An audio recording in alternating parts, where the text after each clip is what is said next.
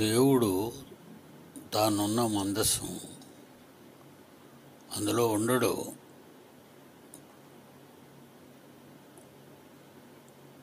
కానీ తాను అందులో ఉన్నానని ఇశ్రాయేలీయులకు ఒక ధైర్యాన్ని, దేవుడు వాళ్ళ మధ్య ఉన్నాడని, తోడుగా ఆనందాన్ని ఉంచటానికి దేవుడు ఆ కార్యక్రమాన్ని ఆనాడు చేశాడు. ఈరోజు చాలామంది మన రూట్లో మన రోడ్డు మీద వెళ్తున్నప్పుడు ఎంతోమంది ఏమంటే కొంచెం మేము మోకాళ్ళు వేసి ప్రార్థన చేసి వెళ్ళిపోతా ఉండంటే పర్మిషన్లు ఇచ్చేవాడిని, ఓకే వెళ్ళండి అని. అంటే అదొక రకమైనటువంటి సెంటిమెంటు. నేను 5 ఏళ్ళు 6 ఏళ్ళు 7 ఏళ్ళు 8 ఏళ్ళు 9 ఏళ్ళు వచ్చినంత వరకు మా నాన్నగారి దగ్గరే పండుకునేవాడిని. అలవాటు, సెంటిమెంట్ అది. నేను ఒక్కడినే పడుకుంటే నిద్ర వచ్చేది కాదు. దేవుడికి కూడా సెంటిమెంట్ ఉంది. ఎలాంటి సెంటిమెంట్ అంటే తన ప్రజల మధ్య తాను ఉన్నట్టుగా తన ప్రజలకు తెలియాలన్నది, తానున్న స్థలాన్ని ఎంత పవిత్రంగా తయారు చేసి దాన్ని ఉంచాలో అని అలాంటి సెంటిమెంటు దేవుడికి ఉండి మందసాన్ని రూపుదిద్దించాడు. తానే చెప్తున్నాడు అన్నీ, వీటితో ఇవి చేయాలి, వాటితో అది చేయాలి అని. దేవుడు నోట వచ్చిన మాటలే అవన్నీ. మోషే అహరోనులు చెప్పినవి కాదు. మందసాన్ని దేవుడు ఇందులో ఉన్నాడు, దేవుడు మాతో ఉన్నాడు. ఈరోజు చాలా దేవాలయాలు చూడండి, క్రైస్తవులకి మనకు తెలియదు కానండి, తిరుపతి కానీ అన్నవరం కానీ తర్వాత చాలా దేవాలయాలు మీరు చూసారో లేదో, నేను చూశాను వెళ్ళి. నిజంగా వాటి నిండా నగలు, రంగురంగుల రత్నాలు మెరుస్తూ ఉంటాయి. అవన్నీ కూడా చక్కగా వాళ్ళు తయారు చేసి పెడతారు. ముఖ్యంగా తిరుపతి చూడండి, వెంకటేశ్వరునికి అని చెప్పి వాళ్ళు దేవుని మీద తల మీద చాలా పెద్ద కిరీటాన్ని పెడతారు, బంగారు కిరీటాన్ని. అందులో డైమండ్స్ అన్నీ ఫిక్స్ చేసి పెడతారు. అలాగా చేతుల నిండా బంగారమే, శరీరం అంతా బంగారమే, కాళ్ళన్నీ బంగారమే. అంటే దేవుణ్ణి అంత వైభవోపేతంగా చూడాలి అనేటటువంటి ఆశ ఆనాడు పిల్లల్లో భక్తి అనేది కనబడుతూ ఉంటుంది. హైందవులు సోదరుల ఇల్లులో ఇంటి ముందు ఒక చిన్న 4 పలకలుగా ఉండే ఒక స్తంభం లాంటిది కట్టేస్తారు. అందులో మట్టి పోసి తులసి మొక్కను వేస్తారు. దాని చుట్టూ అలంకరిస్తారు, దాని చుట్టూ ముగ్గులు వేస్తారు, ధూప నైవేద్యాలు అర్పిస్తారు. తెల్లవారే స్త్రీలు దాని చుట్టూ తిరుగుతూ పూజలు చేస్తారు. ఒక దేవత, ఒక దేవుడు, ఒక దేవత అనేటటువంటి ఆలోచన వాళ్ళ మనసులో ఉండి ఎంతో ఎత్తుగా ఆయన్ని చూడాలి. నిజంగా ఈరోజు ప్రపంచంలో భారీగా డబ్బు కలెక్ట్ అయ్యేది వరల్డ్లో సెకండ్ తిరుపతే. మొదటిది ఇటలీలోని రోమ్లో ఉన్నటువంటి అదైతే, రోమ్లో దేవాలయం అయితే, రెండోది తిరుపతిలో ఉన్న వెంకటేశ్వర దేవాలయం. దేవుని పిల్లలారా, ఇదంతా ఏంటంటే మేము దేవుని పిల్లలము అనుకునే ఒక ఎక్కువ ప్రేమ భావం కలిగి వాళ్ళకిష్టమైనవన్నీ కూడా దేవుడికి ఇచ్చేయాలి. ఫర్ ఎగ్జాంపుల్ స్త్రీల విషయంలో చూస్తే వాళ్ళ విషయంలో అది గొప్ప సంగతి. అసలు జుట్టు అనేది ఊడిపోతేనే స్త్రీలు బాధపడతారు. జుట్టు అనేది ఊడిపోతే ఆడవాళ్ళు బాధపడుతుంటారు. కానీ వాళ్ళు ఉన్న జుట్టు అంతా పూర్తిగా దేవుడికి ఇచ్చేస్తారు.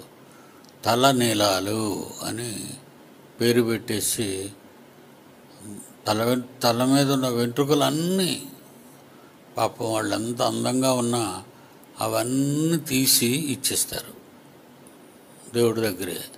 అంటే నా అందం అంతా దేవునికే, నా ధనమంతా దేవుడికే. కోట్లు ఇస్తారండి వాళ్ళు, కోట్లు. నెలకి ఇంచుమించు 2-3 కోట్లు కలెక్ట్ అవుతుందట. మరి దాన్ని బట్టి మనం మరి నెలకో వారానికో నాకు తెలియదు, కానీ 2-3 కోట్లు కలెక్ట్ అవుతుందట భక్తుల నుంచి వచ్చే కానుకలు. దీనంతటి అర్థం ఏంటంటే దేవుడి మీద వాళ్ళకున్న భక్తి శ్రద్ధలు. వీటికి ఎలా వచ్చాయి ఇవన్నీ అని మనం ఆలోచిస్తే ఇశ్రాయేలీల నుంచే వచ్చాయి ఇవన్నీ.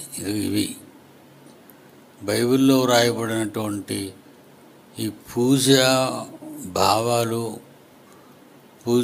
పూజ లాంటి పవిత్ర కార్యక్రమాలు ఆ రోజుల్లో ఇశ్రాయేలీల్లో జరిగినవి ప్రపంచ అన్ని దేశాల దేవతల పూజలకు ఇప్పుడు దాన్ని ఉపయోగించుకుంటున్నారు అందరూ ఒక రకంగా.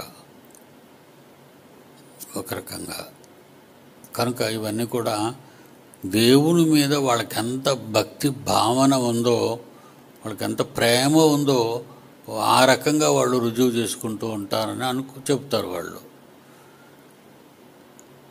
అది కనుక దేవుని పిల్లలారా, ఇవన్నీ కూడా కేవలం దేవుని యొక్క మందస్సం. దేవుడు ఇశ్రాయేలీల మధ్య ఉన్నాడు. దేవుడు ఇశ్రాయేలీల మధ్య ఉన్నాడు. ఇశ్రాయేలీల మధ్య ఉన్న దేవుడు ఎంతో గొప్పగా ఉన్నాడు అని చెప్పటానికి మరి ఇవన్నిటి గురించి, ఈ బంగారం, వెండి, మోతకర్రలు, గయ్యి, తర్వాత ఇత్తడి, తర్వాత బలిపీఠం, ప్రత్యక్ష గుడారం యొక్క ద్వారము, ఇవన్నీ ఎలాగ చేశారంటే ఉత్తర దక్షిణ దిక్కులు బట్టి ఆ దిక్కులు బట్టి వాళ్ళు దాన్ని నిర్మించినట్టుగా మనకు కనబడుతూ ఉంటుంది. మొత్తం ఆ అధ్యాయం అంతా 38వ అధ్యాయం చివరకు వచ్చినంత వరకు ఇత్తడి జల్లెడు వేదిక ఉపకరణములన్నింటి చుట్టూనున్న ఆవరణమునకు దిమ్మలను, ఆవరణ ద్వారమునకు దిమ్మలను, ఆలయమునకు మేకులన్నిటినీ, చుట్టూనున్న ఆవరణమునకు మేకులన్నిటినీ చేశాను అంటాడు 38 చివరికి వచ్చేసరికి. అలాగని అంతటితో ఆగిపోలేదు. 39 మొదలెట్టేసరికి మళ్ళీ అదే మొదలెడుతున్నాడు. పరిశుద్ధ స్థలములో అహరోను చేయు సేవ నిమిత్తము నీల ధూమ్ర రక్త వర్ణములు గల సేవా వస్త్రములు అనగా ప్రతిష్ఠిత వస్త్రములను కుట్టిరి. అంత అలంకరణ గురించే మొత్తం అంతా. దేవుడున్నే స్థలం కదా, ఇది చాలా పవిత్రంగా ఉండాలి, గొప్పగా ఉండాలి, మనం దేవుడిని గొప్పగా పూజిస్తున్నాం అని వాళ్ళ కోరిక. అది వాళ్ళ కోరికను బట్టి, అంటే మీరు ఎంత తెస్తే అంత ప్రేమ నా మీద ఉన్నట్టు అని దేవుడు భావించేవాడు ఆ రోజుల్లో ఇశ్రాయేలీల విషయంలో. కనుక ఇవన్నీ కూడా 39వ అధ్యాయం అంతా కూడా అదే విషయాన్ని మళ్ళీ చెప్తాడు. మళ్ళీ ఈ 39వ అధ్యాయం 32వ వచనంలో ప్రత్యక్షపు గుడారము మందిరము యొక్క పని యావత్తును సంపూర్తి చేయబడెను. యెహోవా మోషేకు ఆజ్ఞాపించిన ప్రకారముగానే ఇశ్రాయేలీలు చేసిరి. అంటే దేవునికి సెంటిమెంట్ ఉందన్నమాట. పాత నిబంధనలో దేవునికి ఈ రకమైనటువంటి సెంటిమెంట్ ఉంది. ఇంత చక్కగా ఉండాలి, నా మీద నా పిల్లలకున్న భక్తి మర్యాదలు, గౌరవ మర్యాదలు ఎంతవరకు ఉన్నాయి, నా మీద ప్రేమ ఎంతవరకు ఉంది వాళ్ళకి, నేను అడిగితే ఎంత ఇవ్వగలరు, ఎంత తెస్తారు వాళ్ళు, ఇలాంటి ఆశయాలు కలిగిన ఆనాటి మన కన్న తండ్రి ఆనాటి ప్రజల సంస్కృతి నాగరికతలను బట్టి దేవుడు ఎన్నో మహత్కరమైనటువంటి సంగతులు జరిగించాడు. ఓకే, అలాగ మనం చివరి వరకు వెళ్ళిపోతే 39:43 మోషే ఆ పని అంతయు చూచినప్పుడు యెహోవా ఆజ్ఞాపించినట్లు వారు దాన్ని చేసి ఉండరి. 40వ అధ్యాయం చివరి అధ్యాయం. మరియు యెహోవా మోషేతో ఇట్లనెను, మొదటి నెలలో మొదటి దినమున నీవు ప్రత్యక్ష గుడారపు మందిరము నిలబెట్టవలను. అచ్చట నీవు సాక్ష్యపు మందసమును నిలిపి ఆ మందసమునకు అడ్డుతెరతో కప్పవలను. మళ్ళీ మోషే గారికి కూడా మళ్ళీ ఇంకా మిగిలిన బ్యాలెన్స్ వర్క్ ఏటేటుందో నువ్వు ఆ బ్యాలెన్స్ వర్క్ అంతా కంప్లీట్ చేసే అన్నాడు. అలా చెప్తూ 24 కొద్దాం. 40 అధ్యాయం నిర్గమాకాండం 40 అధ్యాయం 34. అప్పుడు మేఘము ప్రత్యక్షపు గుడారమును కమ్మగా యెహోవా తేజస్సు మందిరమును నింపెను. ఆ మేఘము మందిరము మీద నిల్చుట చేత మందిరము యెహోవా తేజస్సుతో నిండెను. కనుక మోషే ప్రత్యక్షపు గుడారములోనికి వెళ్ళలేకుండెను. ఆ వెలుక్కి మేఘములు మందిరము మీద నుండి పైకి వెళ్ళినప్పుడల్లా ఇశ్రాయేలీలు ప్రయాణమైపోయిరి. ఇదే వారి ప్రయాణ పద్ధతి. ఎప్పుడైతే ప్రత్యక్ష గుడారం మీద నుంచి దేవుని యొక్క వెలుగు అది ఎప్పుడైతే వెళ్ళిపోయిందో పైకి, వెళ్ళిపోగానే ప్రత్యక్ష గుడారంలోకి వెళ్ళకుండాను, ఎప్పుడైతే మేఘం పైకి వెళ్ళానో ఇక్కడ కండిషన్ రాసిన 37లో ఇదే వారి ప్రయాణ పద్ధతి. ఏటా పద్ధతి? 34 నుంచి. అప్పుడు మేఘము ప్రత్యక్షపు గుడారము కమ్మగా యెహోవా తేజస్సు మందిరమును నింపెను. ఆ మేఘము మందిరము మీద నిలుచుట చేత మందిరము యెహోవా తేజస్సుతో నిండెను. గనుక మోషే ప్రత్యక్షపు గుడారములోనికి వెళ్ళలేకుండాను. మేఘము మందిరము మీద నుండి వెళ్ళినప్పుడల్లా ఇశ్రాయేలీలు ప్రయాణమైరి. ఇదే వారి ప్రయాణ పద్ధతి.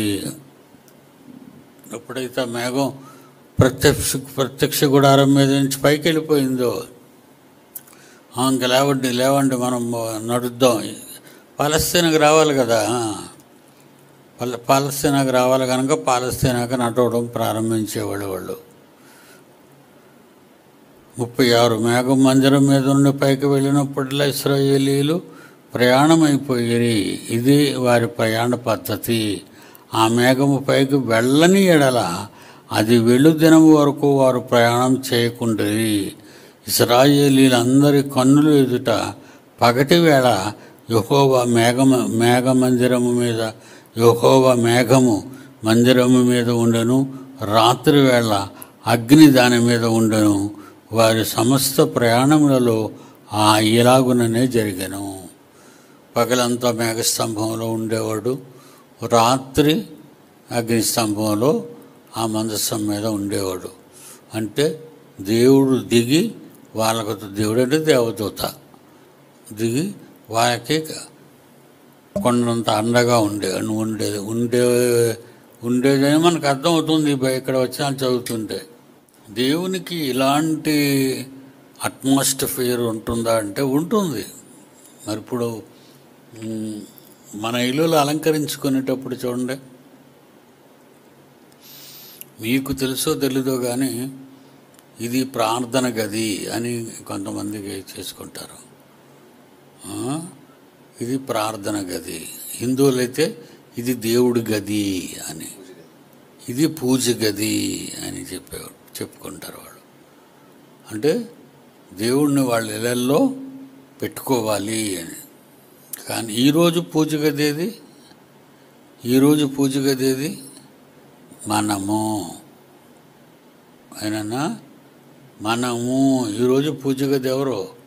మనమే. దేవుడు మనలో ఉండాలి, మనలో ఉండాలి. ఉన్నాడా? అది పెద్ద ప్రశ్న. ఎప్పటికీ ఉండాలన్నదే నిజం చేయండి. ఈవేళ కాకపోయినా రేపైనా, రేపు కాకపోయినా వచ్చే ఏడాదైనా, ఎప్పటికైనా మీరు దేవుడు విధించిన మాటలలోనికి రావాలి తప్ప మీ పట్టుదలలు, మీ పంతాలు, మీ పట్టింపులు ఇవన్నీ దేవుడు పట్టించుకోడు.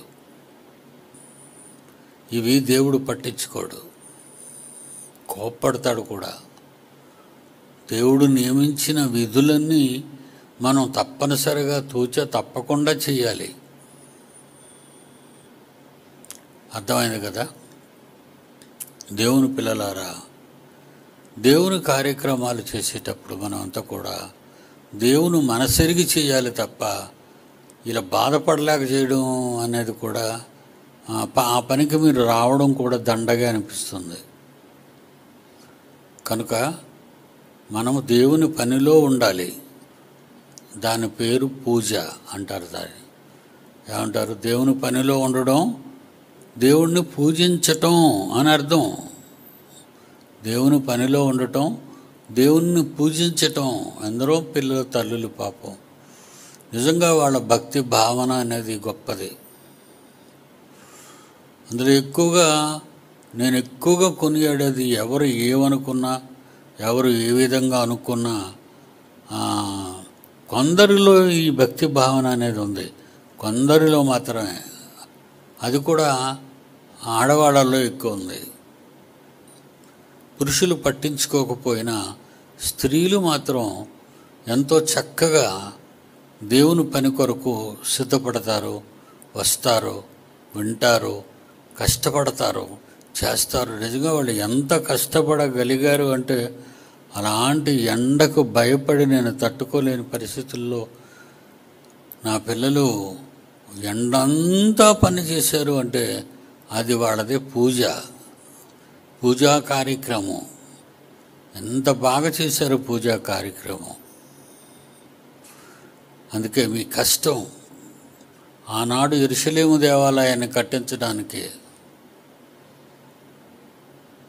రాజు సహకరించాడు,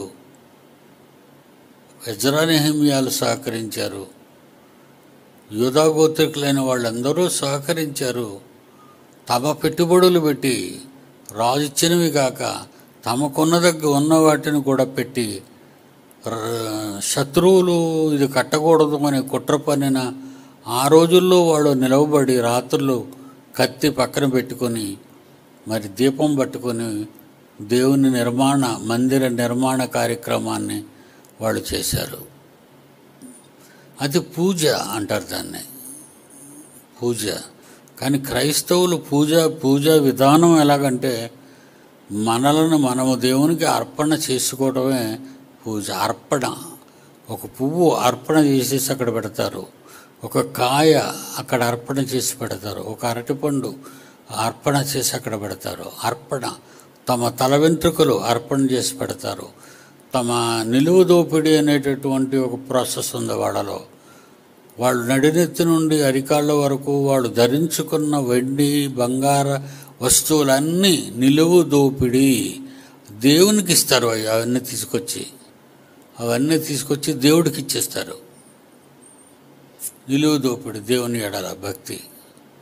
కనుక క్రైస్తవులు కూడా పూజ చేయాలి. పూజ చేయాలంటే తమ కాళ్ళు, చేతులు, కళ్ళు, ముక్కు నిజంగా డస్ట్ వాళ్ళు మింగుతుంటే అందరికీ నేను మరి మాస్కులు తీసుకున్నాను.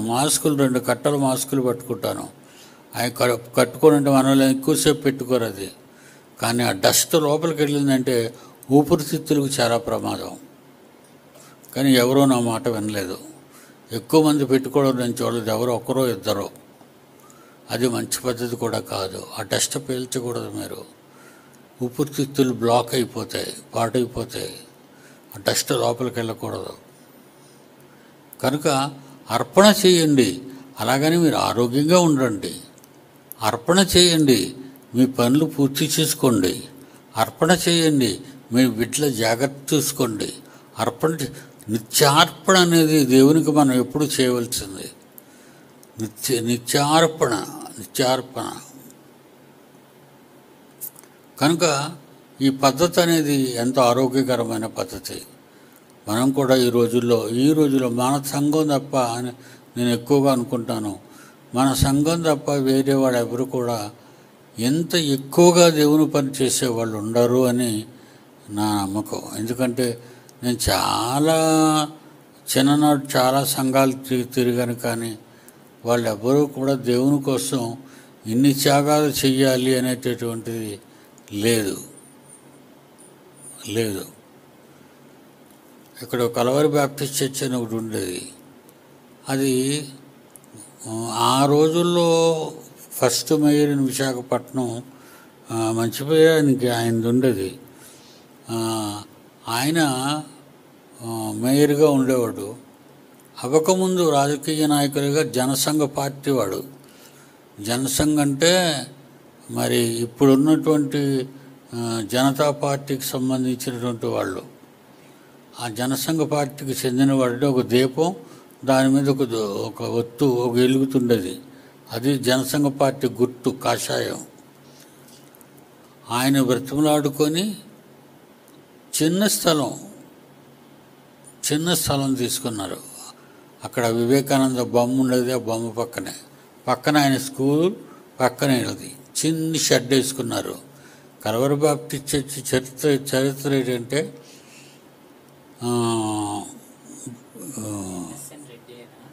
NSN Reddy first mayor of the Visakhapatnam.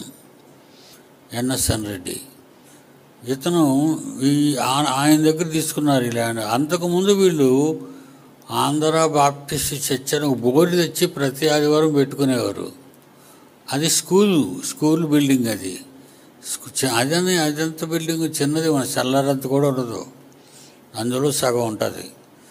ఆ చర్చిలో ఆరాధన చేసుకోవడానికి వచ్చేవారు కల్వరి బాప్టిస్ట్ చర్చికి సంబంధించిన వాళ్ళు. అంతా కలిపితే 20 మంది ఉండరు. ఆ రోజుల్లో అంతా కలుపుకుంటే 20 మంది ఉండరు. ఇది కూడా అంతా కలుపుకుంటే ఉండరు. అది అలాగా దాన్ని ఈ స్థానంలో అంటే పిల్లలందరినీ, అప్పుడు నేను సండే స్కూలుకి వెళ్ళే విద్యార్థిని ఆ రోజుల్లో అక్కడ. అలాగే కొంచెం వయసు వచ్చిన తర్వాత 12 ఏళ్ళు దాటిన తర్వాత ఇక పిల్లల్ని కూడగట్టడం, మరి సేవా కార్యక్రమాలకు వెళ్ళటం, అలాగే సంఘంలో ఉన్న పిల్లలందరిని ఇన్వైట్ చేయటం. పిల్లలందరూ వచ్చిన తర్వాత విశాఖపట్నం పెద్దగా అప్పుడేమీ లేదు. అందరితో కలిసి దేవుని సేవ చేయటానికని, స్వార్థ ప్రకటించడానికని పట్టణం అంతా తిరిగేవాళ్ళం. పట్టణం అంటే పెద్ద పట్టణం ఏమీ లేదు అప్పుడు, చిన్న పట్టణం, చాలా చిన్న పట్టణం. 74లో 12 తీసేస్తే 62 అంతే కదా. 62 సంవత్సరాల క్రిందటి చరిత్ర చెప్తున్నాను మీకు. కల్వరి బాప్టిస్ట్ చర్చి 62 సంవత్సరాల క్రిందటి చరిత్ర. అక్కడ ఈ కార్యక్రమాలన్నీ చేసేవాడిని. అలాగా ప్రతి వీధికి వెళ్తేప్పుడు అందరు అడిగేవారు, బాబు మీరు ఏ చర్చి వాళ్ళు అని. పలానా అని అప్పుడు చెప్పేవాళ్ళం. బాప్టిస్ట్ చర్చ్ అంటే ఆంధ్ర బాప్టిస్ట్ చర్చ్ అని పేరు ఉండేది. దాన్ని కల్వరి బాప్టిస్ట్ చర్చ్ అని మార్చుకున్నారు. అలాగా ఆ రోజుల్లో ఆ సంఘంలో నా సమకాలికులు అనేవాళ్ళు ఉన్నారో లేదో తెలీదు, కానీ దాన్ని అలాగా ఆ రోజుల్లో డెవలప్ చేస్తే ఈరోజు దాన్ని చూస్తే మీరు జనంతో నిండిపోయి కన్స్ట్రక్షన్ పెంచుకొని 4 పక్కల ఆరాధన కార్యక్రమాలు జరిగించుకుంటూ ఉంటారు. ఆ రోజు నేను పెట్టిన భిక్ష అని ఒక రకంగా మీరు, ఎందుకంటే నేను ఎక్కడుంటే అక్కడ జనాలు గుంపు కూడతారు, గుంపులుగా ఉంటారు. అది మీకు తెలిసిన సంగతి. ఏ మీటింగ్కి వెళ్ళినామండి జనాలు వేల మీద వస్తారు. ఎందుకంటే నా మాటలు వినాలనుకుంటారు, నా మాటలు పాటించాలనుకుంటారు, నా మీద ఒక మంచి అభిప్రాయాన్ని కలిగి ఉంటారు. అందుకే ప్రజలు వస్తారు. అలాగా ఈరోజు కల్వరి బ్యాప్టిస్ట్ చర్చ్ ఒక పెద్ద సంఘం అయింది. దేవుని పిల్లలారా, మన పూజా విధానం ఎలాంటిదంటే దేవునికి జరిగించవలసిన కార్యక్రమాల్లో దేవునికి జరిగించాలి. దేవునికి జరిగించవలసిన కార్యక్రమాలను దేవునికి జరిగించాలి. ఈరోజు మన కార్యక్రమాలు ఎప్పుడు దేవుడు అనే ఆలోచనలో, దేవుని పనులు అనే బాధ్యతలలో మనం లొంగి ఉండాలి, చెయ్యాలి, తప్పదు. ఎందుకంటే ఏ క్షణం ఈ జీవి అనేది, ఈ శక్తి అనేది మనల్ని విడిచిపెడుతుందో మనకు తెలీదు. వెళ్ళిపోయే క్షణం చాలా భయంకరమైన క్షణం. అది నీతివంతులకైతే ఆనందదాయకం, కఠినాత్ములకైతే ప్రాణాంతకం. అది కనుక శరీరమును చంపువానికి భయపడకండి, మనుషులు మిమ్మల్ని చంపుతారని భయపడకండి. శరీరమును ఆత్మను నరకములో వేయువారికి భయపడుడి అంటాడు. రెండింటినీ కలిపి నరకంలో వేసేస్తానంటున్నాడు. అంటే ఈ దేహం మండడానికి వెళ్తుంది. ఏ శరీరాన్ని అయితే నువ్వు ప్రేమించావో అది మట్టిలో నుంచి తీయబడింది, ఆ ఆకారం. కానీ మట్టిలో నుంచి వచ్చింది మట్టే, కానీ ఆకారం కాదు. ఆకారం ఉంది, మట్టి ఆకారం ఉంది. ఒక బిల్డింగ్ పెద్దది, మన బిల్డింగ్ చాలా బాగా తయారు చేసి గీయించాం, మీరు చూసారో లేదో. మరి చూపుకు మాత్రం చాలా అందంగా కనబడుతుంది అది. మరి అది శిథిలం అయిపోతే శవం అయితే దాని ఆకారం పోదు, శరీరం యొక్క ఆకారం పోదు. అది ఆత్మతో కలిసి నిత్యాగ్ని దండనకు వెళుతుంది. ఎందుకంటే దేవుడు లేపుతాడు కదా, లేపేటప్పుడు ఆకారం వస్తుంది. అందుకంటాడు, శరీరమునకు భయపడక ఆత్మను శరీరాన్ని కూడా. మత్తయి సువార్త 10వ అధ్యాయం 28వ వచనం చూడండి, అందరు చూడండి. శరీరాలు నరకానికి వెళ్ళవనుకుంటే ప్రసంగాలలో చెప్పడానికి అవకాశం లేక అలాగా ఆ షార్ట్ కట్లో అలా పోతాం తప్ప ఆత్మ శరీరం వెళ్ళదు అని అనుకోకండి. ఇక్కడ ఉండిపోయింది, ఆ ప్లాన్ ఉండిపోయింది. ఒక బిల్డింగ్ కట్టాలి అంటే ఏదైనా మన బిల్డింగ్ ఒకసారి దీని మీద వీళ్ళకి అర్థమైనట్టు చెప్తాను. మన బిల్డింగ్ ఒకసారి దేని మీద దాని ఆకారం ఫోటోలో ఉన్నట్టుగా ఉంటుంది. ఇప్పుడు చూడండి, అది చూపుకి ఎంత, అది మీరు ఆ గ్రౌండ్ తిరిగారు, ఎలా ఉండేదో మీకు తెలుసు. ఇప్పుడు ఎంత అందంగా కనబడుతుంది. ఆ గ్లాసులు, ఆ లైటింగు, ఆ కలరింగు. ఇలా కడతానండి, మన చర్చిలాగా ఉంటుందని మీరు అనుకోకండి. ఎంత అందంగా దాన్ని తీర్చిదిద్దుతాను. దేవుని పక్షాన మాటిస్తున్నాను. ఎన్ని కష్టాలు వచ్చినా నేను అనుకున్నది నెరవేర్చి తీరుతాను. బిల్డింగ్ రూపం ఇది,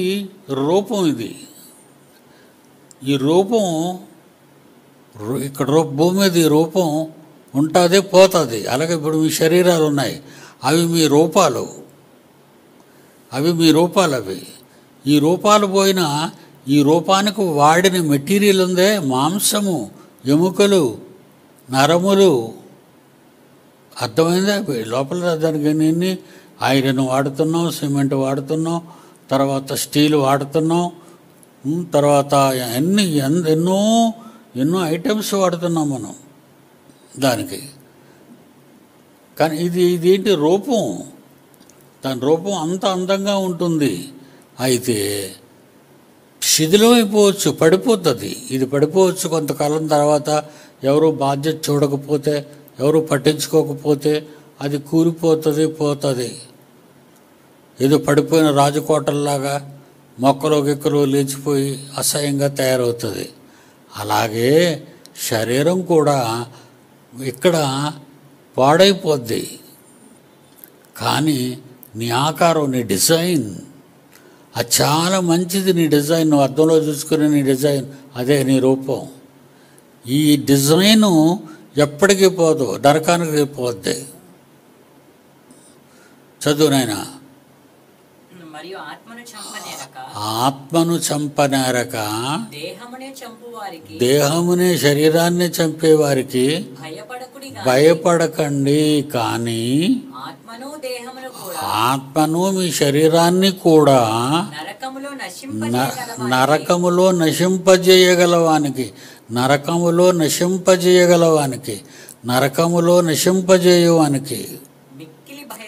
మిక్కిలి భయపడండి. కనుక జాగ్రత్త. మీ శరీరంతో మంచి పూజలు దేవుడికి అందించండి. మంచి పూజలు. కష్టం, మీ దేహంలో ఉన్న కష్టం, రక్తం, నరాలు, ఎముకలు, ఆలోచనలు, నడతలు, చేతలు, మాటలు, వీటన్నిటి ద్వారా దేవుణ్ణి పూజించండి. దేవుడు కోరుకున్నది క్రొత్త నిబంధన క్రైస్తవ్యంలో ఇదే. ఓకేనాయనా? God bless you.